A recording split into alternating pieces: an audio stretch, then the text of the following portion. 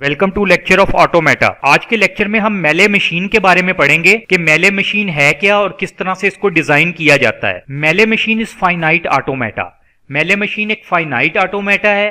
Finite automata इससे पहले भी हम पढ़ चुके हैं, जिस तरह हमने जब पढ़ा था एनएफए और डीएफए, वो भी फाइनाइट ऑटोमेटा ही था। Mealy machine is an finite state machine whose output depend on the present state as well as the present input. इससे क्या मुराद है कि अब से पहले जो हमने फाइनाइट मशीन्स पढ़ी थी या फाइनाइट ऑटोमेटा जो हमने पढ़ा था, उसमें हम देखते थे, फॉर एग्जांपल हमने एनएफए पढ़ा था, डीएफए पढ़ा था, ट्रांजिशन ग्राफ्स पढ़े थे।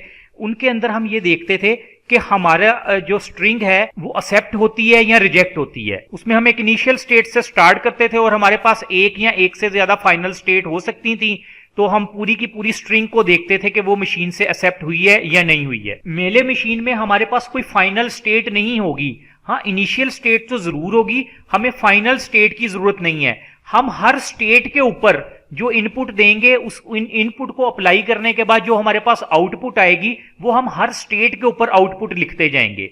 ये हम मेले मशीन में इस तरह से यानी रिप्रेजेंट करते हैं। हम आगे जब एग्जांपल्स अभी करेंगे उसमें ये चीज क्लियर हो जाएगी कि किस तरह से हम आउटपुट हर स्टेट के ऊपर ही मेंशन करते रहते हैं। तो ये देखें, ऐसे ही जो मैंने आपको बताया कि फाइनाइट ऑटोमेटा जो है वो दो किस्म का है। एक फाइनाइट ऑटोमेटा विदाउट आउटपुट है और एक विद आउटपुट है।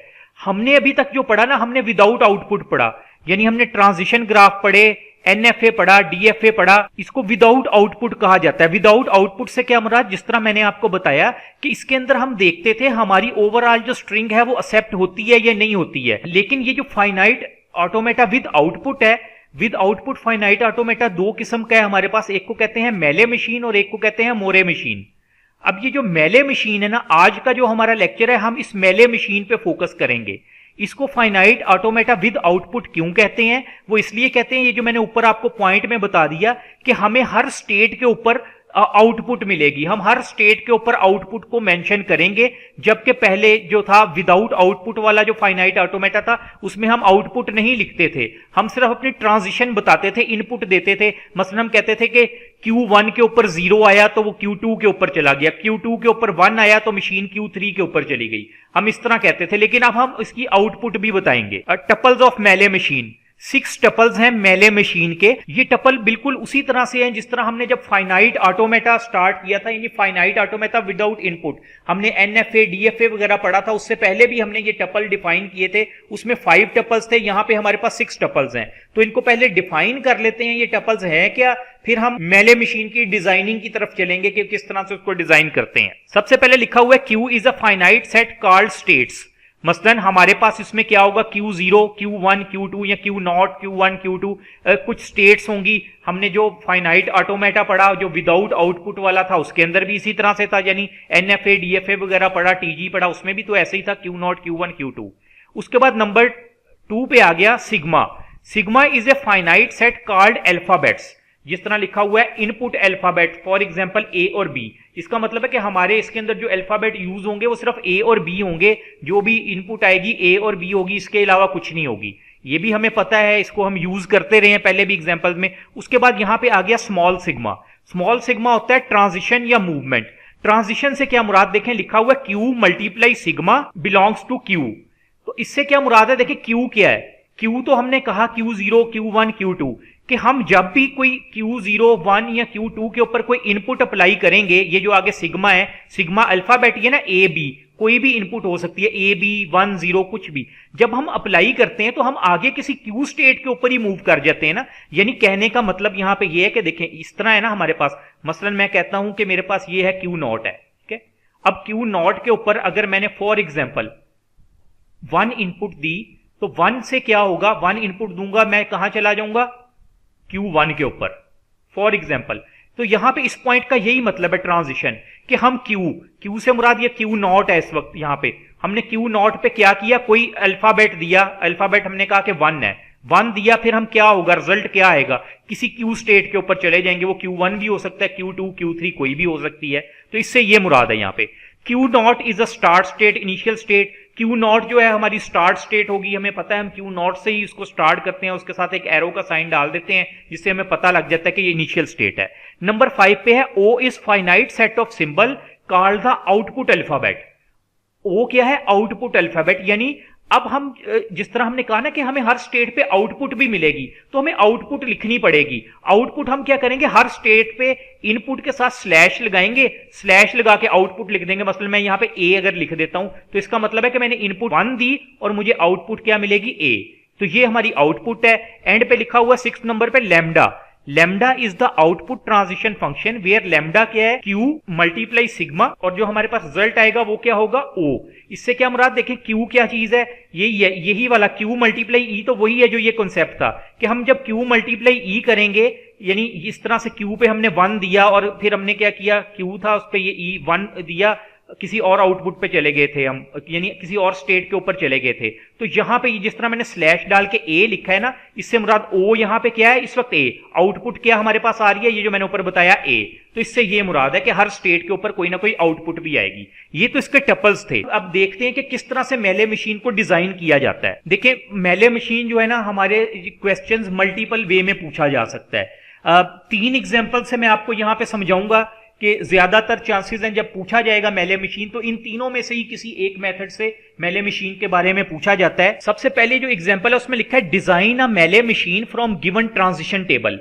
ये हमें एक ट्रांजिशन टेबल दिया गया है। ट्रांजिशन टेबल होता क्या है, किस तरह से डिजाइन करते हैं, ये हम पढ़ चुके हैं। इस पे हमने पहले भी एक लेक्चर में हम ये चीज को समझ चुके हैं, लेकिन हम अब मेले मशीन बनाने जा रहे हैं इस ट्रांजिशन टेबल से। ट्रांजिशन टेबल हमने कहा कि हमें गिवन है, इधर देखें क्यू नॉट के साथ ये हमें एरो नजर आ रहा है। इस एरो का मतलब है कि ये इनिशियल स्टेट है। अब इससे मेले मशीन जो है वो डिजाइन किस तरह से होगी, इस टेबल को देख के देखें। हमने क्या किया, ये क्यू 0 है, यहां कह लें क्यू नॉट है। क्यू नॉट के ऊपर इनपुट आपको यहां पे ऊपर लिखा नजर आ रहा है नेक्स्ट स्टेट, और नीचे लिखा है इनपुट 0 इनपुट 1। मतलब कि हमने क्यू 0 पे या क्यू नॉट पे 0 इनपुट दी, तो हम किस स्टेट पे चले गए, हम क्यू 1 पे चले गए। देखें मैंने इसके साथ एरो बना दिया कि ये इनिशियल स्टेट है क्यू 0। इस पे मैंने क्या किया, 0, ये जो आपको ग्रीन कलर में नजर आ रहा है, ग्रीन कलर का मतलब है इनपुट। मैंने आपको समझाने के लिए इसको ग्रीन कलर से शो किया कि यहां पे Q0 पे ऊपर मैंने जब 0 इनपुट दी, ये जो 0 लिखा है, तो मैं Q1 पे चला गया। यहां पे देखें आ गया, मैं Q1 स्टेट के ऊपर आ गया, और मेरे पास आउटपुट क्या आई, आगे आउटपुट में लिखा है A। मैंने यहां स्लैश डाल के रेड कलर से जो लिखा हुआ है A, इसका मतलब है ये आउटपुट। तो यही कॉन्सेप्ट हम बताना चाह रहे थे कि मेले मशीन के अंदर हम खाली ये सिर्फ ट्रांजिशन शो नहीं करेंगे कि 0 की ट्रांजिशन हो रही है, उसके साथ स्लैश लगा के आउटपुट भी लिखेंगे कि उस पर आउटपुट क्या आ रही है। ये हो गया। उसके बाद देखें हमने Q0 के ऊपर अगर 1 इनपुट दी, या Q0 के ऊपर अगर हमने 1 इनपुट दी, तो हम किस स्टेट पे चले गए, हम स्टेट Q2 के ऊपर चले गए। ठीक है, अब देखें Q0 है, ये इसके ऊपर हमने 1 इनपुट देनी है, तो आप ये देखें 1 इनपुट जब मैंने दी, मैं Q2 स्टेट के ऊपर चला गया। कैसे, दोबारा देखिए, बहुत इंपॉर्टेंट पॉइंट है। Q0 है, Q0 के ऊपर मैंने इनपुट 1 अप्लाई की, 1 अप्लाई करके मैं किस स्टेट पे आ गया, स्टेट Q2 पे आ गया। Q0 पे 1 अप्लाई किया इनपुट और Q2 पे आ गया, ग्रीन कलर में इनपुट है। और मुझे इस पे आउटपुट क्या मिली, आगे ये देखें स्टेट Q2 आगे लिखा हुआ है आउटपुट A, मैंने स्लैश डाल के A लिख दिया कि मुझे आउटपुट A मिलेगी। उसके बाद देखते हैं आगे है Q1।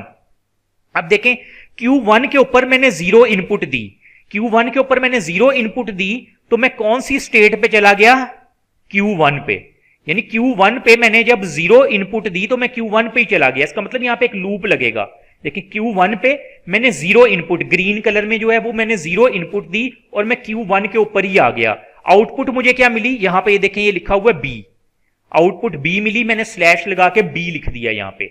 उसके बाद मैं देखता हूं Q1 के ऊपर मैंने 1 इनपुट अप्लाई की। इस Q1 के ऊपर जब मैंने 1 इनपुट अप्लाई की तो मैं कहां चला गया, मैं Q3 के ऊपर आ गया। देखें ये Q1 वाली अगर आप रो देखें तो यहां पे Q3 है ना, जब मैंने 1 इंप्लीमेंट किया, तो यानी Q3 के ऊपर जब मैंने 1 इनपुट दी तो मैंने कहां जाना है, Q3 पे। Q1 के ऊपर 1 इनपुट दी, मैं Q3 पे चला गया। यहां Q3 नहीं लिखा, मैं खुद से ऐड कर देता हूं इधर Q3, इसको ये Q3 कर लेते हैं। अब ये हमारे पास हो गया कि हमने जब Q1 के ऊपर 1 इनपुट दी तो मैं Q3 पे चला गया और मेरे पास आउटपुट क्या है, ये देखिए यहां पे लिखा है C आउटपुट आई। उसके बाद नेक्स्ट देखते हैं, नेक्स्ट है Q2। इस Q2 के ऊपर जब मैंने 0 इनपुट अप्लाई की तो मैं Q3 पे चला गया। इस Q2 के ऊपर 0 इनपुट, ये जो ग्रीन कलर में 0 इनपुट अप्लाई की तो मैं Q3 के ऊपर चला गया और मेरे पास आउटपुट क्या आई, यहां पे देखें लिखा है C, ये वाला C मैंने इधर लिख दिया स्लैश लगा के कि मेरे पास ये आउटपुट आई। फिर इसी तरह Q2 के ऊपर जब मैंने 1 अप्लाई की इनपुट, तो मैं कहां चला गया, Q2 स्टेट पे, यानी Q2 पे 1 अप्लाई करने के बाद मैं Q2 पे ही रहा। इसको कैसे लिखेंगे, देखिए Q2 के ऊपर मैंने ये 1 अप्लाई की इनपुट और मैं Q2 के ऊपर ही रहा, लूप की फॉर्म में है। आगे आउटपुट क्या आई मेरे पास, A, मैंने यहां स्लैश लगा के A लिख दिया। उसके बाद Q3 पे जब मैंने 0 इनपुट दी तो मैं कहां चला गया, Q3 पे, ये Q3 है, इसके ऊपर मैंने 0 इनपुट दी, मैं Q3 पे ही रहा। आउटपुट क्या आई, C, मैंने यहां पे लिख दिया C।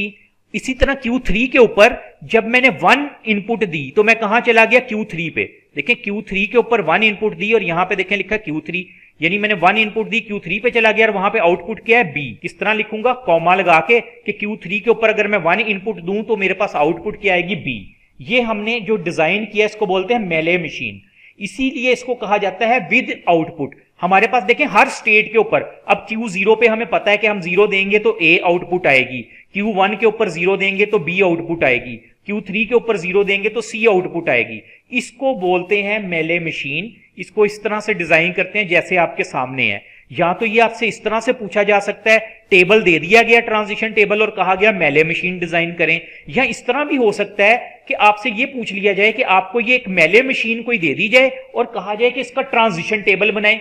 बिल्कुल सिंपल सा, कैसे, मस्त फॉर एग्जांपल एक आपको मैं बता देता हूं, मैं Q1 पे बनाना चाह रहा हूं, ये चीजें ऐसे ही लिखनी है, प्रेजेंट स्टेट, इनपुट, आउटपुट और हमारे पास जो भी नेक्स्ट स्टेट होगी ये सब कुछ ऐसे ही होगा।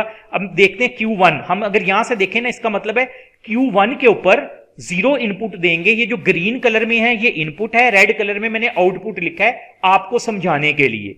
अब Q1 के ऊपर अगर मैं 0 इनपुट देता हूं तो आउटपुट B आनी चाहिए। देखिए यहां पे मैं ऐसे ही लिखा हुआ है ना, Q1 के ऊपर ये इनपुट 0 है, 0 दिया तो मैं किस स्टेट पे गया, Q1 पे, Q1 स्टेट पे ही रहूंगा और जो आउटपुट है वो B आनी चाहिए। तो वही चीज हमने यहां पे सारा मेंशन कर दिया है कि टेबल के अंदर। मुझे उम्मीद है कि अगर आपको टेबल दिया जाए आप उससे मेले मशीन बना लेंगे, मेले मशीन दिया जाए तो आप उससे टेबल बना लेंगे। एक और एग्जांपल देखते हैं, ये वही अभी मेले मशीन है जिसको अभी हमने डिजाइन किया है। अब यहां पे पूछा जा रहा है, हमें किस तरह से कहा गया, हमें कहा गया फाइंड द आउटपुट स्ट्रिंग।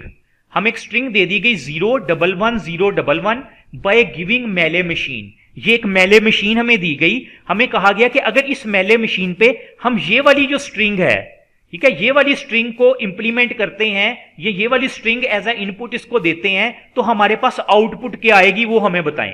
अब देखें यहां पे लिखा है वी हैव गिवन स्ट्रिंग, ये जो स्ट्रिंग थी मैंने ये यहां पे इस तरह से लिख दी, यानी था 0111011, मैंने लिख दिया 0111011, ये तो मैंने लिख दी यहां पे स्ट्रिंग एज इट इज। अब ये आउटपुट किस तरह से मैंने लिखी, आउटपुट लिखने का तरीका देखें क्या है। हमें पता है कि हम हमेशा मशीन को कहां से स्टार्ट करते हैं, Q0 से, इनिशियल स्टेट से। ये इनिशियल स्टेट Q0, हमने इसको किस तरह से देखना, आउटपुट लिखनी कैसे है। देखें स्ट्रिंग जो हमें दी गई उसमें सबसे पहले 0 है, हमने देखना है कि अगर वो स्ट्रिंग इस हम मशीन को दे, मेले मशीन को, तो आउटपुट क्या आएगी। पहले 0 है, इसका मतलब Q0 को हमने 0 जो है इनपुट देनी है। ये Q0 है, Q0 को ये वाला 0 जिसके ऊपर मैंने चेक का साइन डाल दिया, Q0 को हमने 0 दिया। जब हमने 0 इस पे अप्लाई किया, इनपुट दी, तो आउटपुट क्या आएगी 0 के अगेंस्ट, ये देखें लिखा है A, मैंने यहां पे लिख दिया 0 के अगेंस्ट A आएगा। ठीक है, उसके बाद देखें जब हमने इस पे 0 अप्लाई किया था तो ये कौन सी स्टेट पे चली गई थी, ये इस स्टेट पे चली गई थी Q1 के ऊपर, ये यहां पे Q1, ठीक है, 0 आया था तो Q1 पे चली गई थी। ठीक है, अब इस वक्त मशीन Q1 पे है क्योंकि हमने उस पे 0 इनपुट दे दी। अब Q1 पे है, आगे हमारे पास स्ट्रिंग में आता है 1, मशीन है इस वक्त Q1 पे। इसका मतलब अब हम देखेंगे कि Q1 के ऊपर अगर 1 आ जाए तो आउटपुट क्या आएगी। देखिए Q1 के ऊपर 1, ये है Q1 के ऊपर ये वाला 1, Q1 के ऊपर अगर 1 आ जाए तो क्या होगा, आउटपुट आएगी C। देखिए Q1 के ऊपर ये 1 आ गया तो आउटपुट आएगी C, यहां पे मैंने नीचे लिख दिया C। उसके बाद क्या होगा, जब हमने Q1 पे 1 दिया तो ये कहां पे चला गया, एरो देखें कहां जा रहा है, Q3 पे, यानी अब हमारी मशीन इस वक्त Q3 पे आ गई हुई है। अब देखें हम अगली इनपुट क्या है 1, हम 1 कहां पे देंगे, जहां पे मशीन है Q3 पे, यानी Q3 पे जब 1 इंप्लीमेंट करेंगे तो क्या होगा, ये देखें 1 हमने दिया तो मशीन वापस Q3 पे आ गई और आउटपुट क्या आई B। Q3 पे 1 दिया आउटपुट B आई, Q3 पे 1 दिया आउटपुट B आई हमारे पास। उसके बाद अगला हमने जो इनपुट है वो 0 देनी है। मशीन हमारी तो यहां पे देखें एक लूप में है, Q3 पे ही मशीन है इस वक्त। अब Q3 पे अगर हम 0 देंगे तो क्या होगा, Q3 पे देखें हमने 0 इनपुट दी तो वापस Q3 पे आ गई और आउटपुट C है। देखें आउटपुट हमने लिख दी C है और मशीन इस वक्त Q3 पे ही है। उसके बाद आगे स्ट्रिंग में आया 1। अब हमने 1 देना है, हमारी मशीन कहां पे है इस वक्त Q3 पे ही रुकी हुई है। हमने जब वहां पे 1 दिया तो क्या होगा, 1 देंगे तो आउटपुट क्या है उसके साथ 1 के साथ देखें लिखा है B, यहां पे हमने लिख दिया B। फिर नेक्स्ट क्या है, फिर हमने 1 इनपुट दोबारा देनी है, मशीन तो हमारी Q3 पे ही है, जब हम 1 इनपुट देंगे तो दोबारा जो हमारी आउटपुट है वो B आएगी, हमने ये B लिख दिया। तो हम कह सकते हैं, आप एंड पे लिख सकते हैं कि अगर हम अपने गिवन जो हमारे पास मेले मशीन है इसको ये वाली स्ट्रिंग देंगे तो आउटपुट क्या आएगी, ये जो आपके पास लिखी हुई है जिसको मैंने ये बॉक्स में कर दिया ACBCBB, ये हमारे पास जो है वो आउटपुट आएगी। अब ये लाजमी नहीं जिस तरह आखिर में आके मशीन हमने देखा एक लूप में है, तो कुछ हो सकता है डायग्राम ऐसी हो जहां पे Q3 से कोई एरो किसी और स्टेट पे जा रहा हो कि 1 दें तो शायद वो Q2 पे चला जाए, फिर हमने उस हिसाब से इसको लिख देना जिस तरह भी होगा। तो ये इस तरह से भी हमसे पूछा जा सकता है। उसके बाद एक और एग्जाम्पल देख लेते हैं, यहां पर लिखा हुआ design a Mealy machine that produce one's complement of any binary input string, कि कोई भी इनपुट स्ट्रिंग आए तो वो उसका वंस जो है वो कंप्लीमेंट दे। अब बाइनरी इनपुट स्ट्रिंग से क्या मुराद, बाइनरी में 2 ही नंबर होते हैं 1 और 0।